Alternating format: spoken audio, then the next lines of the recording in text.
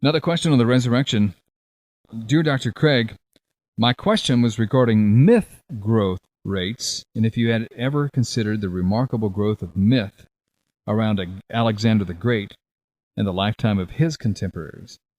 And he goes on to quote A.N. Sherwin-White, who we get a lot of research from, that mythological development was a long process in the ancient world and by ancient standards. Yet this questioner is saying Alexander the Great and the mythological development in his lifetime seems to mitigate against A.N. Sherwin-White's research that it takes a long period of time. Well, let's clarify exactly what A.N. Sherwin-White said. What Sherwin-White says in his book, Roman Society and Roman Law in the New Testament, is that these mythical tendencies, or the tendencies for oral tradition to corrupt, cannot wipe out the hardcore of historical facts within, say, 2 generations after the event.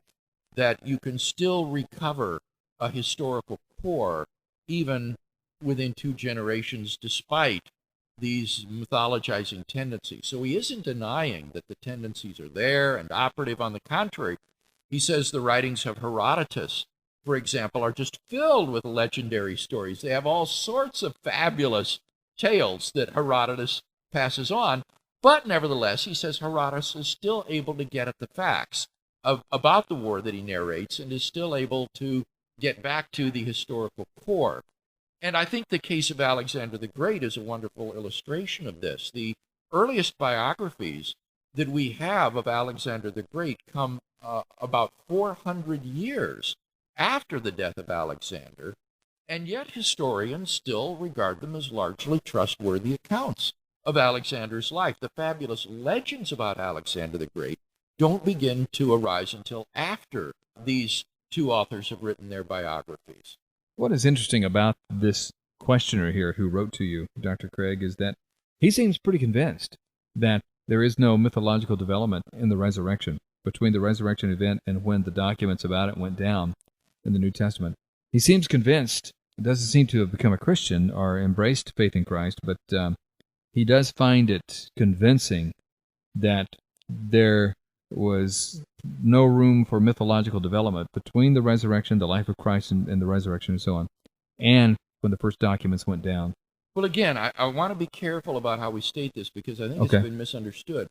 The point that Sherwin-White makes is not that there's no mythological or legendary development, but that it is not to such an extent that the hard core of historical facts is obliterated.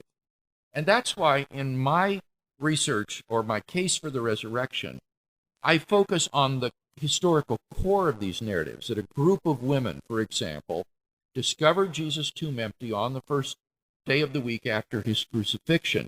But the names of the women, the times of their visit, the details of the narrative are part of the secondary and circumstantial features of the narrative, and I don't claim to be able to show their historical credibility. It's the core of the narrative that I think you can show as plausibly historical, and which most scholars today do regard as representing a genuine historical core to the narrative. So we don't need to misuse A.N. Sherwin-White.